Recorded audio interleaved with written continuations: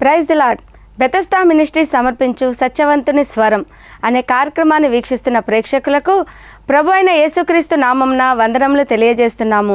ఎంతోమంది ఈ కార్యక్రమం ద్వారా రక్షణ మేలు కలిగినవని మాకు లెటర్స్ ద్వారా, ఫోన్స్ ద్వారా, ఈమెయిల్స్ ద్వారా తెలియజేస్తున్నందుకు ప్రభువుకు మహిమ కలుగునుగాక. ఒకవేళ మీరు ఏ సంఘానికి వెళ్ళని వారైతే మీ దగ్గరలో ఉన్న శ్రీ కృష్ణానగర్ యూసఫ్గూడ మరియు జవహర్ నగర్ యూసఫ్గూడ సంఘాలకు వచ్చి దైవాశీర్వాదములు పొందగలరు. ఈ సమయంలో ప్రభు సేవలో బహుబలముగా వాడబడుచున్న ఆత్మీయ వరములు కలిగిన మా దైవజనులు డాక్టర్ జయశీల వినయ్ కుమార్ గారి దైవ సందేశము విందాము. శుభవార్త ద్వారా, ఫేస్బుక్ ద్వారా, మన యూట్యూబ్లో వాక్యాలు వెలువడుతున్నాయి. ప్రతి ఒక్కరు కూడా భయంతో, భక్తితో, వణుకుతో, ఆరాధన పూర్వకంగా మనం వాక్యం విందాం. హల్లెలూయా, హల్లెలూయా.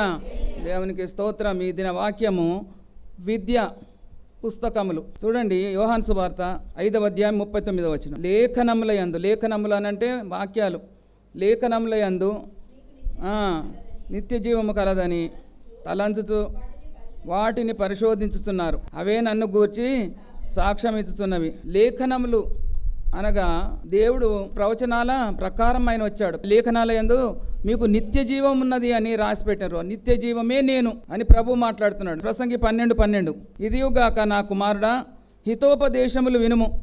పుస్తకంలో అధికముగా రచించబడినవి, వాటికి అంతం లేదు. విస్తారంగా విద్యాభ్యాసం చేయటం ప్రాణానికి ఆయాసకరం. కాబట్టి ఎంతగా మనం చదువుతున్నామో అంత ఆయాసకరమే. పుస్తకంలో అంతు లేకుండా ఉన్నవి, అవి యేసయ్యను గురించి సాక్ష్యం ఇస్తున్నవి. తర్వాత ఎక్కువ చదువుకోవడం వల్ల నాకేముంది, ఆయాసకరం. ప్రకటన 10:10 చూడండి. అంతటా నేను ఆ చిన్న పుస్తకమును దూత చేతిలో నుండి తీసుకొని దానిని తినివేసి తిని, అవి నా నోటికి తేనె వలె ఉంది, మధురంగా ఉండేను. కానీ దానిని తినివేసిన తర్వాత కడుపుకు చేదవుతుంది. అంటే నోటికి తీపున్నది, కడుపుకు చేదవుతుంది. నేను దూత చేతిలో ఉన్న పుస్తకాన్ని తినివేశా. మనకు వాక్యం వినడం చాలా మధురంగా ఉంటుంది, ఎంతంటే అంత మధురంగా ఉంటుంది. దాన్ని అమలు చేయాలని అంటే ఎంత కష్టమో, అవునా? చైన్ ప్రేయర్ చేయమని అంటే నేను చేస్తామా, నేను చేస్తాను అందరి చేతులు ఎత్తుతున్నారు. కానీ కరెక్ట్గా అక్యురేట్గా ఎవరు చేస్తున్నారో తెలియదు. ఒక్క నిమిషం కూడా అటు ఇటు తప్పకుండా, మనసు అటు ఇటు పోకుండా ఎవరు ప్రార్థన చేస్తున్నారో తెలియదు. అందుకని ఇదేంటి చిన్న పుస్తకం నేను తీసుకొని తిన్నాను, నా నోటికి అది మధురంగా ఉన్నది, తేనె వలె ఉన్నది. ఆయన వాక్యము తేనె కంటే, జుంటి తేనె ధారల కంటే మధురమైనది. కానీ ఈయనకు నోటికి మధురంగా ఉన్నది, కడుపుకు చేదుగా ఉన్నది. ఎందుకంటే అమలు చేయాలంటే నాకు చాలా కష్టంగా ఉన్నది, కడుపుకు చేదాయను. అపోస్తలుల పౌలు చేతిలో కూడా ఉన్నది ఇదే చిన్న పుస్తకం. ఆ చిన్న పుస్తకం ఇప్పుడు మనందరి చేతిలో ఉన్నది. అది ఏంటంటే పరిశుద్ధ గ్రంథం. 2వ తిమోతి 4:12 నీవు వచ్చినప్పుడు నేను త్రోయలో కర్పునొద్ద ఉంచి వచ్చిన అంగీని పుస్తకములను తీసుకొని రమ్మంటున్నాడు. పర్టికులర్గా మనము విద్యా పుస్తకములు మన అంశం. ఎంత జాగ్రత్తగా వింటే అంత బాగా అర్థమవుతుంది మీకు. ఇది ఏంటో అని అనిపిస్తుంది. నేను విడిచి వచ్చిన అంగీ పుస్తకములను తీసుకొని రమ్మని తిమోతికి పరిశుద్ధ పౌలు గారు రాస్తున్నారు. మనము ఎలాగున్నామని అవన్నీ మర్చిపోయి ఆయన వచ్చేసాడేమో, అవి తీసుకొని రమ్మంటున్నాడు. మన బుక్స్ ఎక్కడున్నవి, ఎన్ని పుస్తకాలు ఉన్నా కానీ అవన్నీ కూడా దేవుని సన్నిధిలో వ్యర్థం. ఈ చిన్న పుస్తకం ఒకటి నేను తిన్నాను, అది నా కడుపుకు చేదైందని అంటున్నాడు. అందులోనే ఏమున్నదనంటే మనము మన పాపముల చేతను, అపరాధముల చేతను చచ్చిన వారై ఉండగా మనము క్రీస్తుతో కూడా బ్రతికితిమి. కాబట్టి క్రీస్తు మనలో లేకపోతే, క్రీస్తు నీలో లేకపోతే, నాలో లేకపోతే, పరిశుద్ధాత్మ మనలో లేకపోతే మనం చచ్చిన వారం. చచ్చిన కాకిని తన్నిన పోతుంది, అది చచ్చిన కాకి తన్నినా అది అక్కనే పడి ఉంటుంది. కానీ బ్రతికున్న కాకి హుష్ అనే వరకు అది ఎగిరిపోతుంది. కాబట్టి ఇలాగ మనం బ్రతికి ఉన్న వాళ్ళం. ఒక పాస్టర్ అంటాడు, బ్రతికి ఉన్న వాళ్ళు హల్లెలూయా చెప్పండి అంటాడు. ఎట్లుంటుంది అంటే మనం ఏంటి చచ్చిపోయిన వాళ్ళమా ఏంటి పాస్టర్ గారు అడగొచ్చు కదా. అంటే నువ్వు ఆత్మపూర్వకంగా ఉన్నావా, నువ్వు ఇక్కడే ఉండి ఎక్కడో ఇది చేసినట్టు. కాబట్టి మనం ఆత్మపూర్వకంగా ఉన్నామా లేదా చచ్చిపోయిన వారిగా ఉన్నామా? అందుకని ఎంత చక్కగా దేవుడు మనతో మాట్లాడుతున్నాడు. ఏంటంటే నీవు చచ్చిన వాని వల్ల లేవు, బ్రతికిన వాళ్ళము, బ్రతికిన సంఘము. హల్లెలూయా, హల్లెలూయా. అందుకనే సజీవమైన రాళ్ల వల్ల మనం ఉండాలి. మన ద్వారా మందిరము కట్టబడాలి. కాబట్టి ప్రసంగి 12:12 ఇప్పుడు చదివినాం కదా మనము. ప్రకటన గ్రంథం 10:10 కూడా చేతిలో చిన్న పుస్తకం ఉంది. అదే అపోస్తలుగా పౌలు గారి చేతిలో ఉన్నది. అదే పుస్తకం మన చేతిలో ఉన్నది. అయితే ఆ చిన్న పుస్తకం ఏది అని అంటే నల్లటి చిన్న పుస్తకం అంట. ఆ నల్ల చిన్న పుస్తకం ఏది?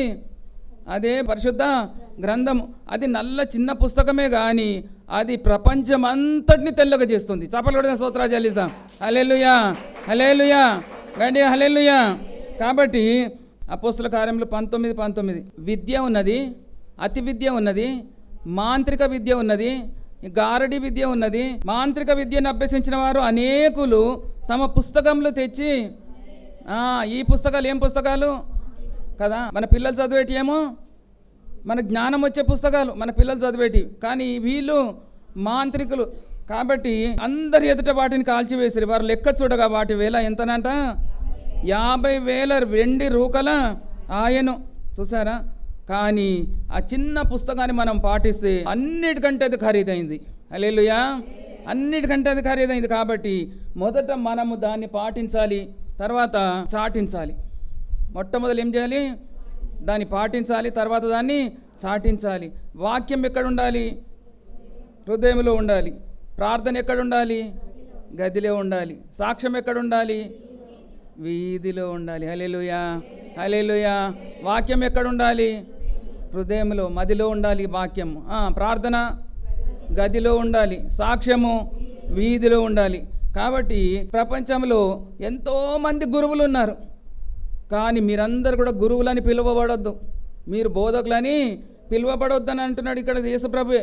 కాబట్టి మీరు బోధకులని పిలువబడకుండా చూడండి, ప్రపంచమంతా ఎంతోమంది గురువులు ఉన్నారండి. చాలామంది ఏం చేస్తున్నారంటే ఉపమానాలు చెప్తున్నారు కానీ ఆ ఉపమానాలు మింగేసి ఉపదేశాలు వదిలేస్తున్నారంట. ఉపమానాలు కూడా చెప్పడం లేదు, ఉపదేశాలు కూడా చెప్పడం లేదు. సరిగ్గా చెప్పక ఏం చేస్తున్నారు అని అంటే అన్నీ కూడా బయటకు వదిలేస్తున్నారు.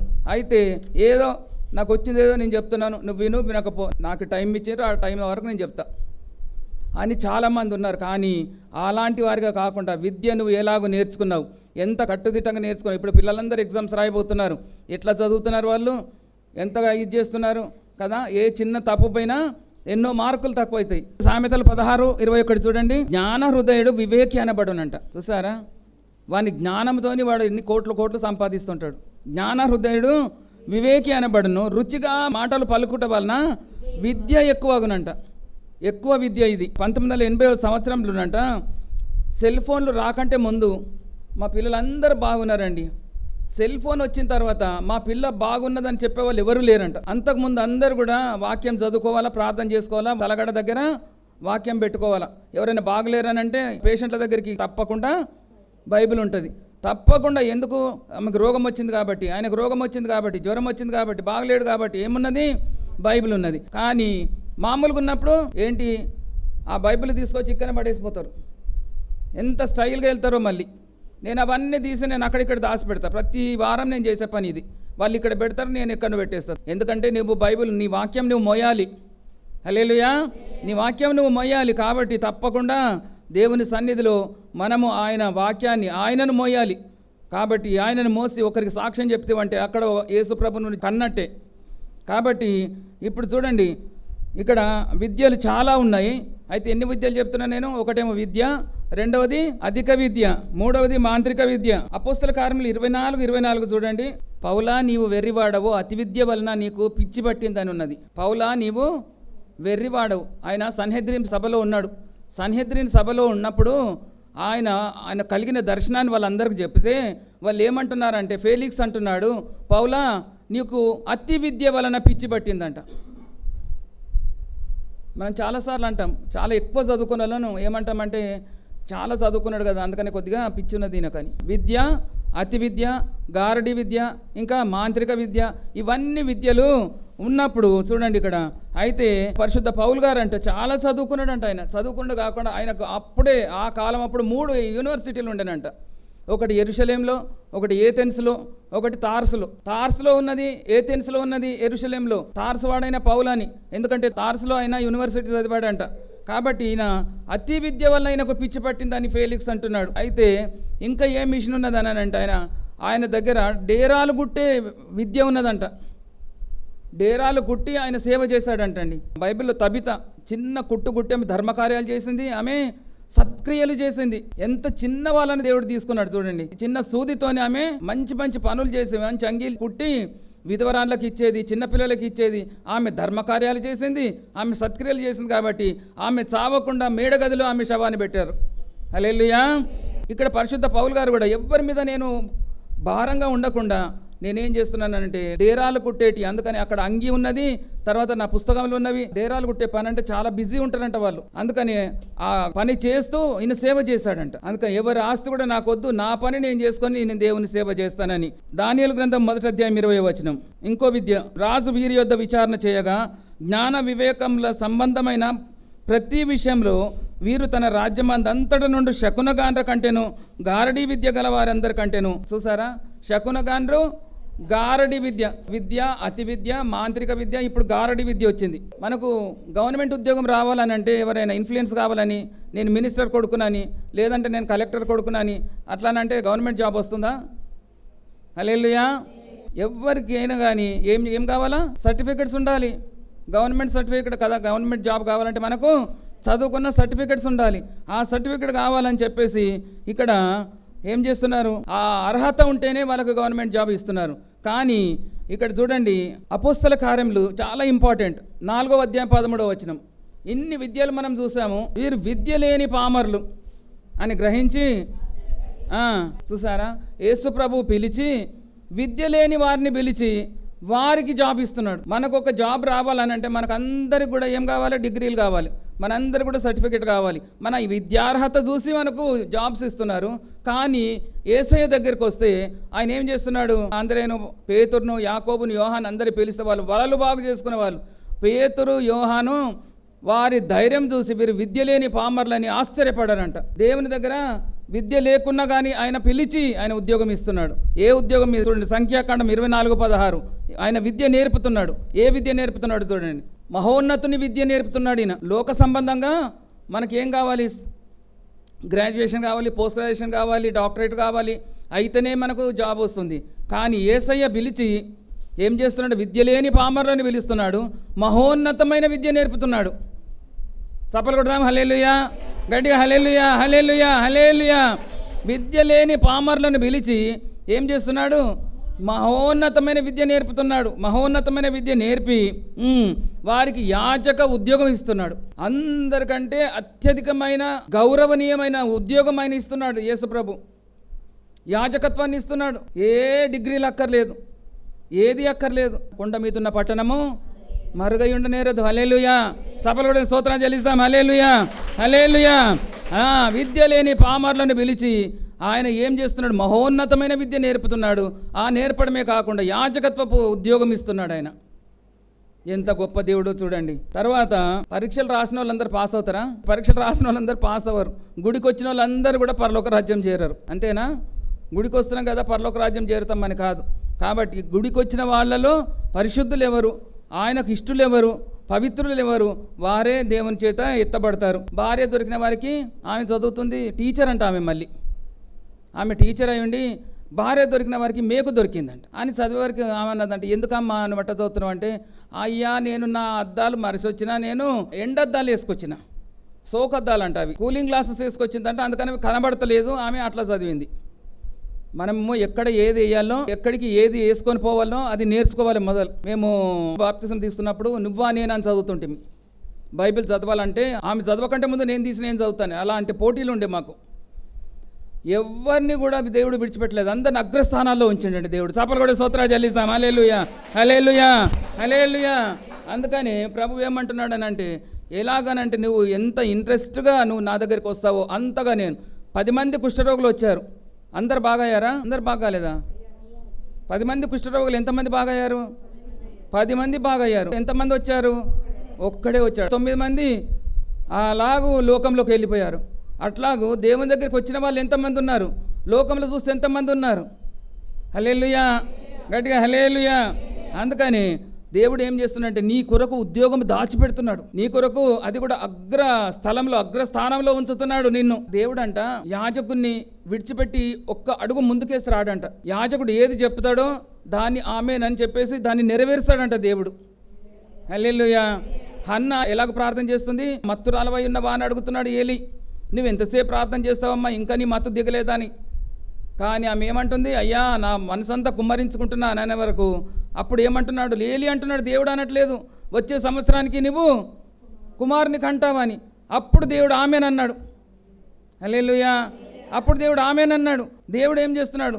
యాజకుడు ఏదైతే చెప్తున్నాడో దాన్ని స్థిరపరుస్తున్నాడు. లేవికాండము నిర్గమకాండంలో అక్కడ కుష్ఠరోగిని, లేదంటే మత్తయి సువార్తలో ఒక కుష్ఠరోగి దేవుడు ముట్టి స్వస్థపరిచాడు. స్వస్థపరిచిన తర్వాత దేవుడు ఏమంటున్నాడు? ఈ 10 మంది కుష్ఠరోగులను కూడా స్వస్థపరిచాడు. ఏమంటున్నాడు? మీరు వెళ్ళి యాజకులకు కనపరుచుకోండి, నాకు కాదు.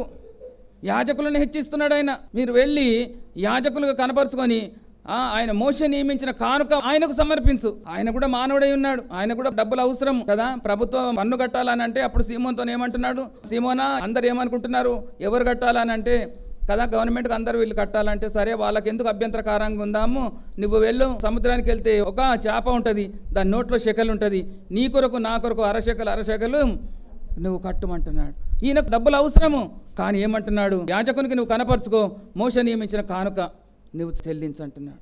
ఇక్కడ కూడా ఏమంటున్నాడు? హన్న ఏలి ఏమైతే అంటున్నాడో దాన్ని ఆమేనని చెప్పేసి ఆమెకు అప్పుడే గర్భం తెరిచాడండి. చపలు కూడా స్తోత్రాలు చెల్లిస్తాం. హల్లెలూయా, హల్లెలూయా, హల్లెలూయా. ఎందుకు అనంటే దేవునికి యాజకుడు ఎవరు? దేవునికి యాజకుడు ఆహారం నర్పించేవాడు. అంటే ఆహారం ఆయన తినేవాడా కదా. నోబహు నీళ్ళన్నీ ఎండిపోయిన తర్వాత నోబహు ఏం చేశాడు? అక్కడ బయటకు వచ్చేసి దేవుడు ఆ కిటికీ తెరవగానే బయటకు వచ్చి ఏం చేశాడు? ఆయన పవిత్ర పక్షులను, పవిత్ర జంతువులను, వీటిని పశువులను తీసుకొని వచ్చేసి ఆయన బలి ఇచ్చాడు. ఆ పవిత్రమైనవి బలి ఇవ్వగానే ఆయన ఆగ్రానించి నోబహుతో నిబంధన చేస్తున్నాడు, ఇంకొకసారి నీళ్లతో నేను చంపను అని.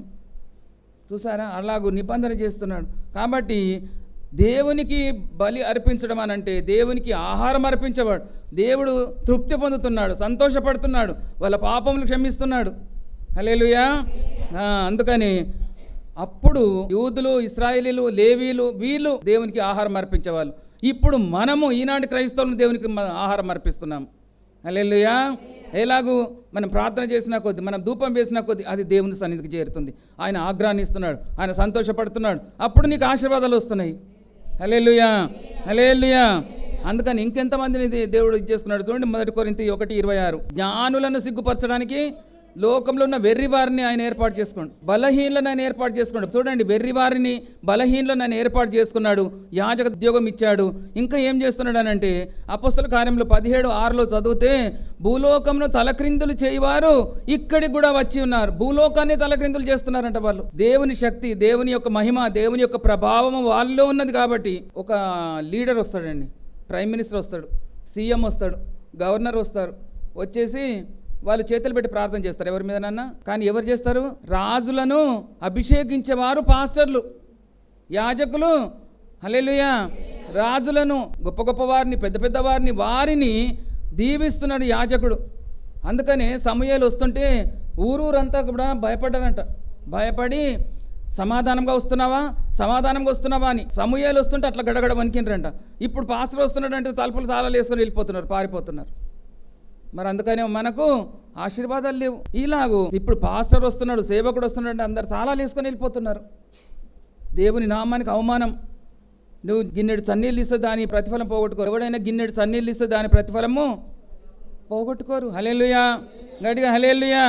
అందుకనే వాళ్ళు భూలోకంలో తలక్రిందులు చేసేవారు ఇక్కడికి కూడా వచ్చారు. అలాంటి విద్య నేర్పిండు యేసయ్య.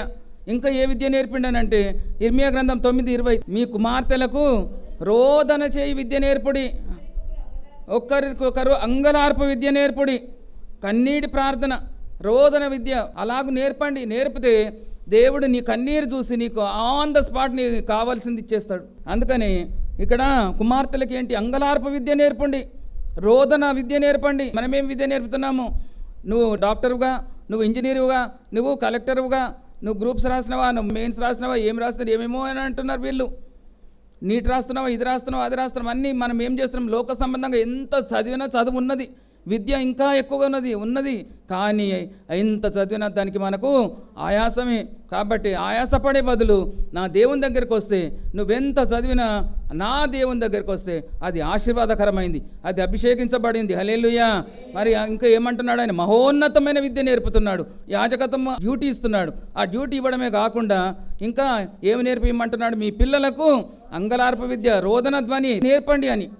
అలాంటి విద్య నేర్పితే ఎలాగుంటుంది? 38 ఏళ్ళ నుంచి పడిన వ్యక్తి అక్కడికి వెళ్ళాడు దేవుడు. ఏ మూలుగు విన్నాడు ఆయన లేపాడు దేవుడు. కాబట్టి అలాగూ ఎప్పుడైతే ఆ విద్య నేర్చుకుంటామో, బాలుడు నడవవలసిన త్రోవను వానికి నేర్పుడు, వాడు పెద్దవాడైనప్పుడు దాని నుండి తొలగిపోడు. హల్లెలూయా, హల్లెలూయా. అందుకని మనం చెప్పే మాటలు ఎలాగుండాలంటే ఒకరు పొడిచినట్టు ఉండాలి. దేవుని మాటలు ఎలాగుండాలి? చాలా ప్రేమగా జోక్స్ చెప్పి నవ్విచ్చి అది చేసి ఇది చేస్తే కాదు.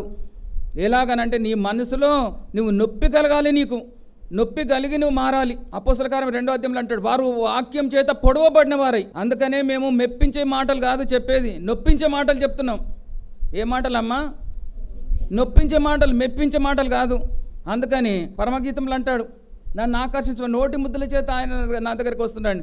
ముద్దుల చేత కాదు, గుద్దుల చేత మేము ఇక్కడ వాక్యం చెప్తున్నామని. ఖచ్చితమైన బోధ ఉండాలి, ఖచ్చితమైన వాక్యం చెప్పాలి. అప్పుడే నువ్వు పైకెత్తబడతావు. నీ మనసు నువ్వు నొచ్చుకోవాలి. నీకున్న చెడు తలంపులు, చెడు ఆలోచనలు, చెడు క్రియలు అన్నీ కూడా విడిచిపెట్టాలి. హల్లెలూయా, గట్టిగా హల్లెలూయా. అందుకని చూడండి, ఇట్టి ప్రధాన యాజకుడు మనకు సరిపోయినవాడు. చూడండి, ఏది మహోన్నతమైన విద్యను నేర్పుతున్నాడు, అలాగే యాజకత్వ డ్యూటీ ఇస్తున్నాడు. అలాగే ఆయన యాజకత్వ డ్యూటీ కాకుండా నీ పిల్లలకు అంగలార్ప విద్య నేర్పు, ఒకరికొకరు రోదన విద్య నేర్చుకోండి. నేర్చుకుంటే మీరేం చేస్తున్నారంటే ఎక్కడికి పోతే అక్కడ భూమి తలక్రిందులు చేసేటట్టు అయిపోయిందంట మనకు. అంటే భూమి తలక్రిందులు చేసేవారు ఇలాగూ ఇక్కడికి కూడా వచ్చి ఉన్నారు అని అంటున్నారు. వాళ్ళు ఆశ్చర్యపోతున్నారు. ఎన్నడూ వినంది అక్కడ పుట్టుకుంటాడు అని బాగు చేసినందుకు. అక్కడ పేతురు యోహాన్లకు ఏం చెప్తున్నాడు ఆయన? పౌలుకు తిసీలకు హెర్మోన్ అని ద్యుపతి అని పేరు పెట్టారు, దేవతల పేర్లు పెట్టారు. వీళ్ళు దేవుళ్ళే మన దగ్గరికి వచ్చారని, వాళ్ళ దేవుళ్ళలాగా వాళ్ళు పూజ చేస్తున్నారు. వాళ్ళకు బట్టలు చింపుకొని అయ్యలారా మేము మీలాంటి మనుషులమే, మీరు అలాగ చేయొద్దని చెప్పేసి. చూసారా, భూమిని తలక్రిందులు చేస్తున్నారు. వీడెట్లా నడిచాడు, వీడెట్లా లేచాడు. హల్లెలూయా. ఎంత ఘనమైన విద్య నేర్పుతున్నాడండి మనకు యేసయ్య. దేవుడు మనకు మహోన్నత విద్య నేర్పించాలంటే నువ్వేం చేయాలంటే ఈ 1 పేతురు 2:9 ఏర్పరచబడిన వంశము కదా. చూడండి, యేసయ్యను మనం నమ్ముకుంటే మనకు వంశం ఉండదు. ఎందుకంటే యేసయ్య వంశం, ఏర్పరచబడిన వంశం ఇచ్చేస్తున్నాడు నీకు. రాజైన యాజకుల సమూహము, పరిశుద్ధ జనము, దేవుని సొత్తైన ప్రజలుగా చేసుకుంటున్నాడు. కాబట్టి నీ కులం ఏంది, నీ గోత్రం ఏందంటే అదంత అవసరం లేదు. నీ వర్ణన ఏంది? ఆయన ధవలవర్ణుడు, రత్నవర్ణుడు. ఆయన ధవలవర్ణుడు, రత్నవర్ణుడు అన్నప్పుడు మన వర్ణన కూడా అందులోకి వచ్చేస్తుంది. మన వంశం ఏది కదా, ఇక్కడ ఏర్పరచబడిన వంశము. రిబ్కా తన తల్లిగారింటి నుంచి వచ్చి రాగానే అక్కడ ఇస్సాకును చూసి ఎవరంటే నా యజమానుడమ్మ అనగానే ముసుకేసుకున్నది. సంఘం కూడా ఎల్లప్పుడూ ముసుకేసుకొని ఉండాలి దేవుని సన్నిధిలో. ఇస్సాకు దేవునికి సాదృశ్యం కాబట్టి దేవుని సన్నిధికి వచ్చినావంటే తప్పకుండా నీ కొంగు నువ్వు కప్పుకోవాలా, నీవు ముసుకేసుకోవాలి. పేతురు ప్రార్థన చేస్తున్నాడు 12 గంటలకు. ప్రార్థన చేస్తుంటే కింద వాళ్ళు వండుతా ఉన్నారు. ఆ వాసన వచ్చిన కొద్దీ ఏమవుతుంది, ఈయన ఇంకా పరిశుద్ధాత్మలో ప్రార్థన చేస్తున్నాడు. ప్రార్థన చేస్తుంటే అక్కడి నుంచి దుప్పటి దిగి వచ్చింది. మధ్యాహ్నం 12 గంటలకు దేవుడు ఒక దుప్పటి పంపుతున్నాడు. ఆ దుప్పట్లో అన్ని రకాల పక్షులు, పశువులు, పురుగులు, ప్రాకి జంతువులు అన్నీ కూడా ఉన్నాయి. అవన్నీ కూడా ఏం చేస్తున్నాడు, చంపుకొని తినమంటున్నాడు. నేను తినను ప్రభా అని అంటే తినమనంటే నువ్వు దానికి బుద్ధి నేర్పు. అలాంటి మనుషులు ఉన్నారు, ఆ మనుషులకు బుద్ధి నేర్పు, ఆ మనుషులకు నీవు రక్షణ మార్గం చూయించు. దుప్పటి అనగా అది సంఘము, సంఘంలోనికి చేర్చు అని దేవుడు ఆయనకు సెలవిస్తున్నాడండి. చాపలు కూడా స్తోత్రాలు చెల్లిస్తాం. హల్లెలూయా, గట్టిగా హల్లెలూయా, హల్లెలూయా. అందుకని చూడండి, దుప్పటి అనే సంఘంలోనికి అన్ని రకాల వారు రావాలి. జంతువులే కానీ, పశువులే కానీ, పక్షులే కానీ, పురుగులే కానీ అన్ని రకాల మనుషులు మన సాక్ష్యం ద్వారా, మన వాక్యం ద్వారా సంఘంలోనికి రావాలని ప్రభు మనతో మాట్లాడుతున్నాడు. హల్లెలూయా. కాబట్టి ప్రకటన 5:5 చదవం. ఆ పెద్దలలో ఒకడు ఏడవకము, ఇదిగో దావీదు చిగురైన యూదా గోత్రపు సింహము. మన గోత్రం యూదా గోత్రం. చూసారా, మన గోత్రము యూదా గోత్రం. మన గోత్రం అయిపోయింది, వంశం అయిపోయింది, వర్ణన అయిపోయింది. కీర్తనలు 122:4 వారి గోత్రములు యెహోవా గోత్రములు, వారి గోత్రములు యెహోవా గోత్రములు. ఇప్పుడు క్రైస్తవులందరూ కూడా యేసయ్య గోత్రాలు. అప్పుడు వారి గోత్రాలు యెహోవా గోత్రాలు, ఇప్పుడు క్రైస్తవులందరూ యేసయ్య పేరు పెట్టబడిన జనాంగం అంతా కూడా యేసయ్య గోత్రం. హల్లెలూయా, హల్లెలూయా. కాబట్టి ఇట్టి ప్రధాన యాజకుడు మనకు సరిపోయిన వాడు. మట్టిని మనిషిగా చేశాడు కదా, ఆది కాండంలో మట్టిని మనిషిగా చేశాడు. కీర్తన 93వ వచనంలో ఏం చేస్తాడు? ఆ శరీరాన్ని కదా మళ్ళీ మట్టిగా మార్చాడు. మట్టిని మనిషిగా మార్చాడు దేవుడు, మనుషులను మట్టిగా మారుస్తున్నాడు. తర్వాత మూడవ ఇది ఏంటంటే రొట్టెను శరీరంగా మార్చుకున్నాడు దేవుడు. ఎవరైనా చేసుకుంటారు అట్లా?